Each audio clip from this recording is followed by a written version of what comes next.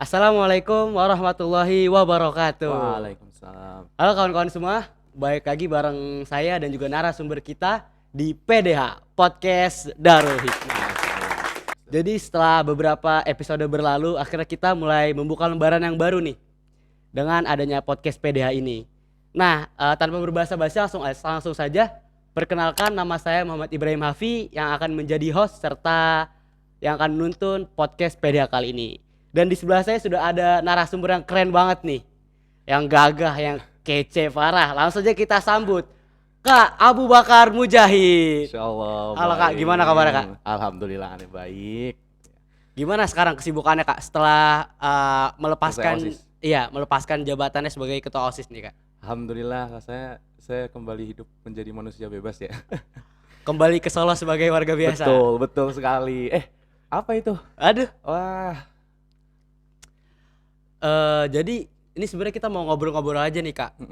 gimana? Mungkin tentang suatu topik yang sangat relate nih terhadap kita itu anak sekolah ya. Anak sekolah. Kita ingin berbincang-bincang mengenai kondisi pemuda yang ada di Indonesia saat ini nih Kak. Kalau menurut Kak Abu sendiri, pemuda di Indonesia sekarang tuh kondisinya gimana tuh Kak? Menurut saya nih ya, kita kan juga pemuda gini ya BM. Jadi kita ngelihat langsung gitu gimana kondisi pemuda gitu. Tapi pandangan saya soal pemuda, apalagi kita fokus kepada Gen Z ya, yang Iya, disebut sebagai generasi strawberry. Ya, ada alasan kenapa kita dipanggil generasi strawberry kan? iya. Karena pertama, strawberry itu menarik, dia merah, merona gitu. Mm. Tapi sekali dia jatuh, hancur, udah gitu. Dan emang itu keadaannya pemuda itu. Dan saya banyak gitu temen yang kayak gitu dan saya menyaksikan sendiri. Kalau kita otak kita ini terlahir dengan otak yang cerdas dan kreatif karena teknologinya juga mutakhir gitu. Betul banget. Kita bisa eksplor ke luar negeri hanya dalam hitungan menit gitu, kita bisa lihat di mana di Cina itu ada apa, di mana di situ.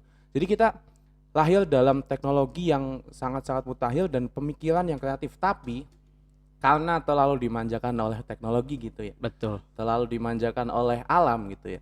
Jadi ya begitulah hukumnya, ketika manusia terlalu bermanja dengan apa yang ada, pemuda jadi apa istilahnya, gampang kena mental, dikit-dikit healing, dikit-dikit cari angin gitu.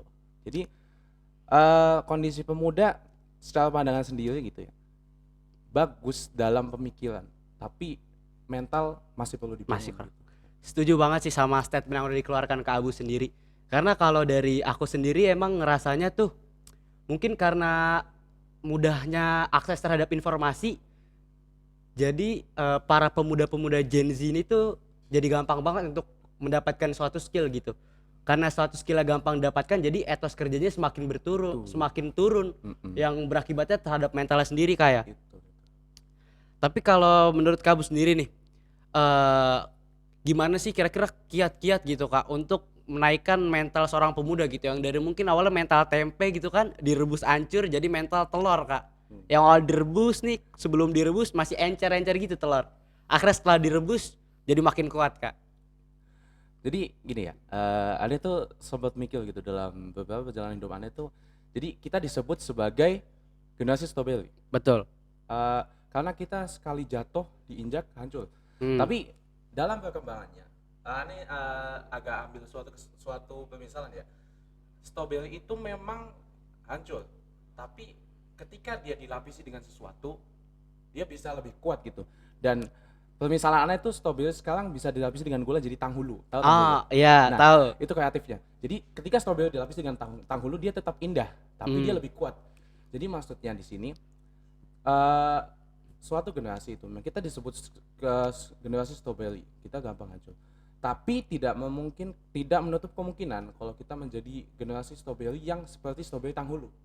Kita memang pada akhirnya awalnya kita memang gampang untuk jatuh kena mental, tapi ketika kita bisa melapisi diri kita itu dengan sebutan tanghulu itu dengan cara jangan pernah sekalipun Anda takut gagal. Iya. Jangan pernah sekalipun Anda takut mencoba. Karena apa? Manusia itu punya porsi gagalnya pasti.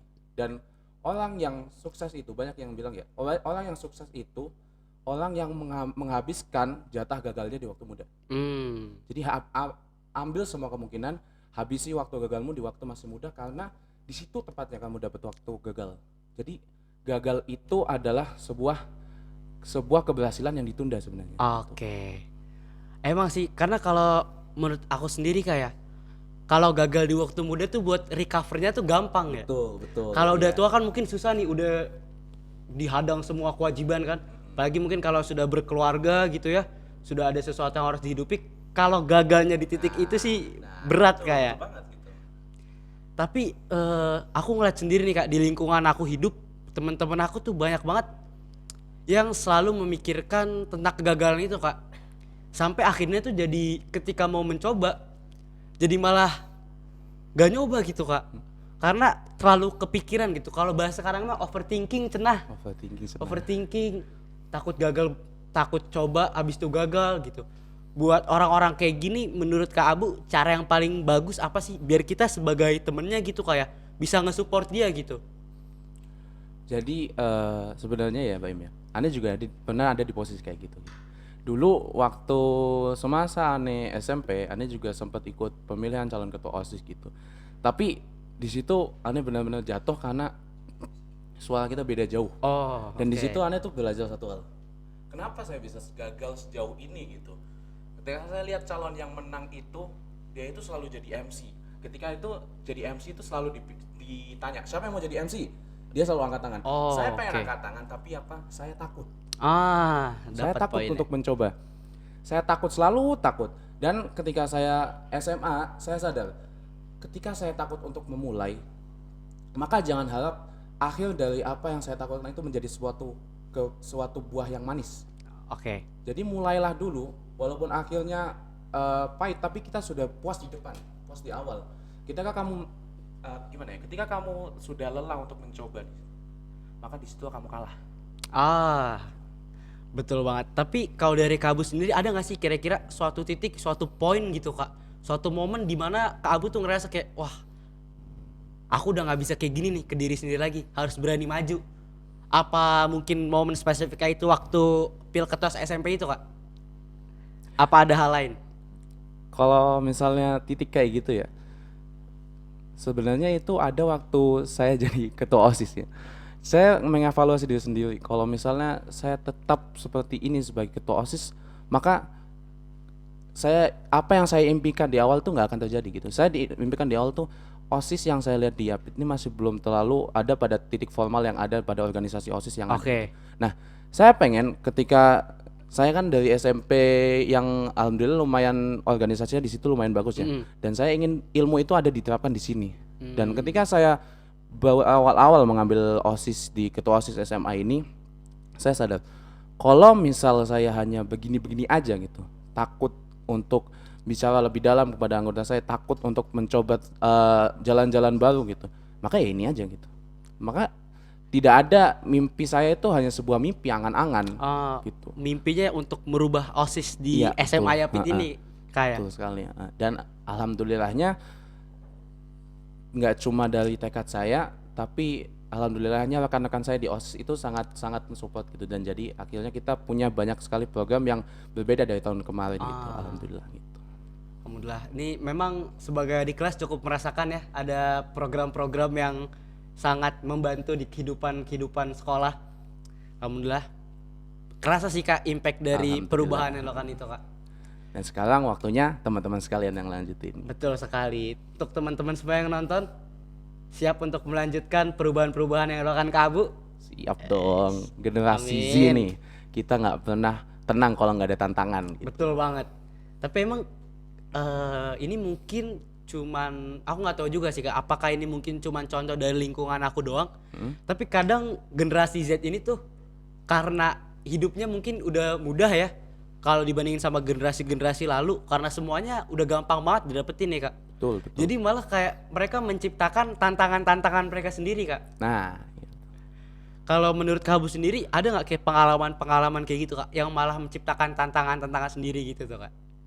tantangan sendiri, sepengalaman saya sih kayak belum semenantang itu ya. Jadi saya Oke. kurang merasakan gitu. Tapi emang Benar sih kata ente Bayem. Jadi kita hidup dalam masa yang kita sebut kita pernah kena pandemi. Terus kita dimatikan dari gerakan fisik keluar segala macam, Iya. kita nggak bisa kayak gitu. Tapi uniknya manusia itu nggak pernah bisa kamu kayak gini. Udah nggak usah ngapain lagi. Nggak ada kayak gitu. Manusia itu selalu berkembang. Ketika mereka dimatikan gerakan fisiknya, maka apa yang terjadi? Gojek, Shopee, di situ semuanya berkembang. Dan itu menjadi prospek kerja baru yang bahkan menyukseskan banyak anak muda di situ. Betul banget sih. Dan di situ kita bisa ambil bahwa suatu hal yang Allah turunkan untuk menjadi mungkin kita anggap itu sebagai kekurangan ya buat kita ya. Iya, Tapi ketika kita ambil sudut pandang lain terhadap itu, maka itu bisa menjadi sebuah momentum kebangkitan bagi kita sendiri gitu. betul banget.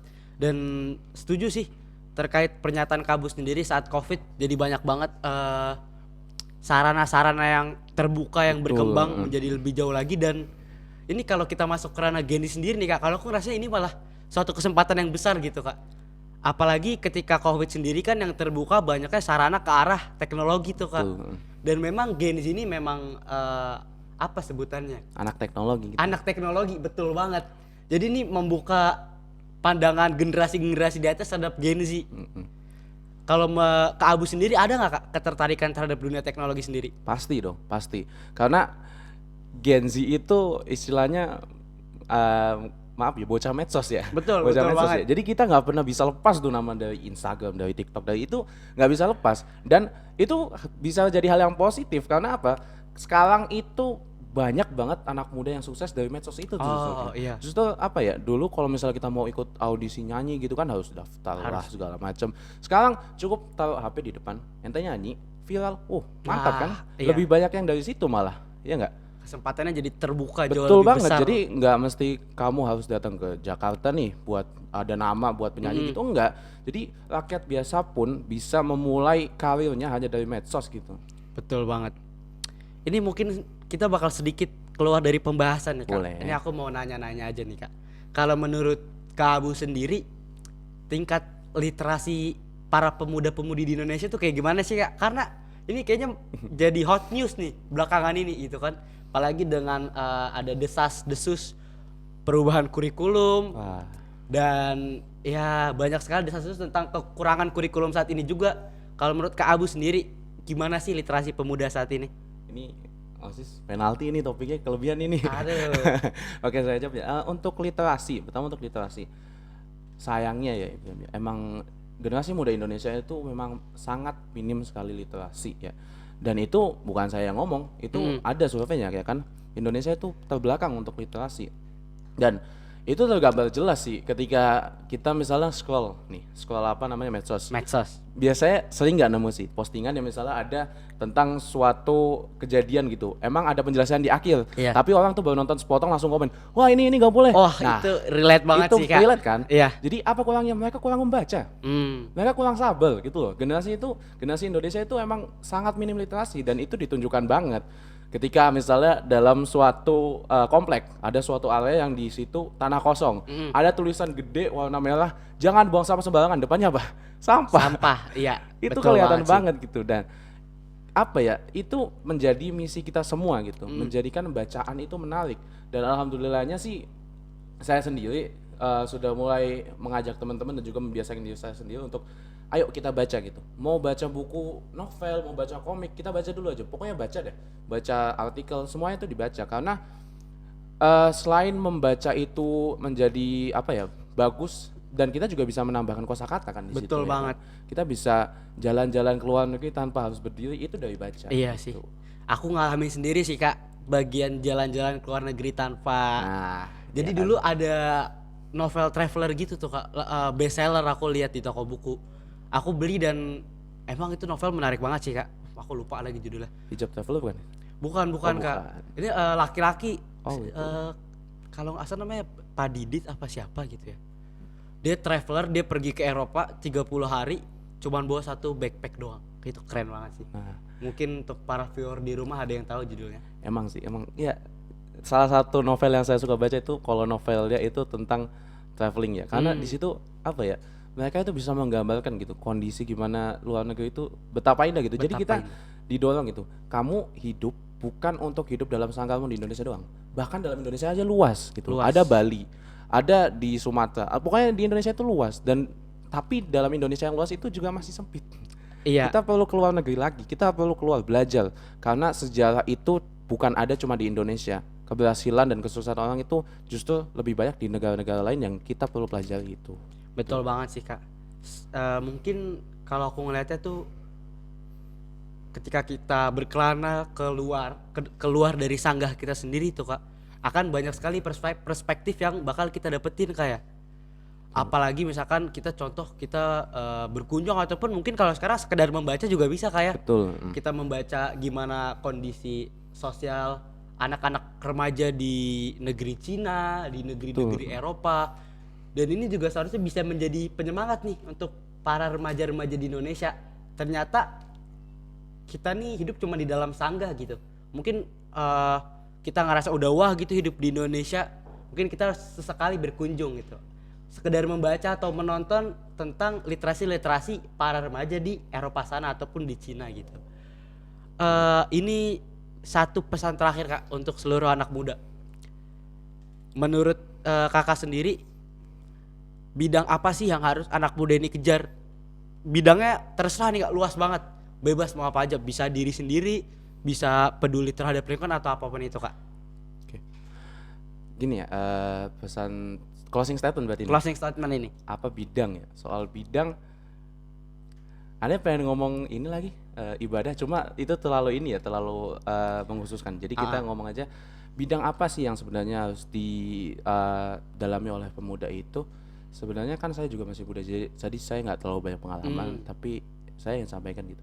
Apa sih sebenarnya yang harus dipertahankan dalam nurani pemuda itu? Yang pertama, tanggung jawab.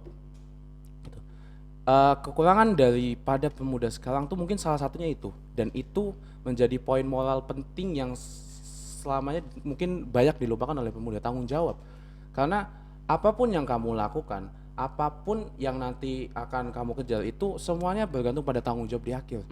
Kalau misalnya kamu ada suatu project gitu dan project itu malah menimbulkan keburukan pada yang lainnya, itu tanggung jawabmu di situ.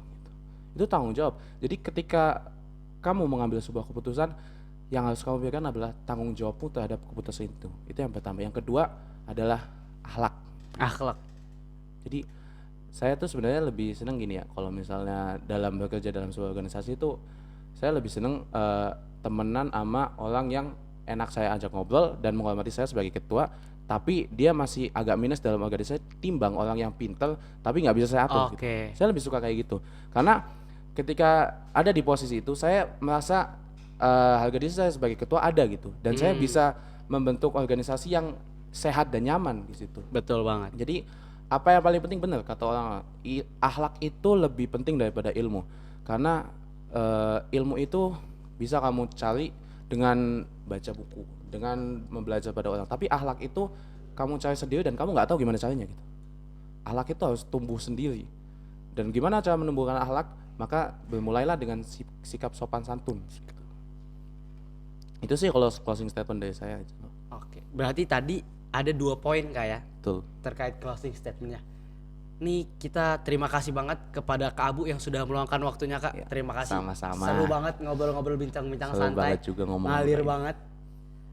Dan mungkin jangan lupa untuk semua para penonton di rumah untuk subscribe, like dan juga komen di akun YouTube kami. Betul banget. Mungkin sekian dari podcast PDH kali ini. Langsung saja, see you on the next podcast.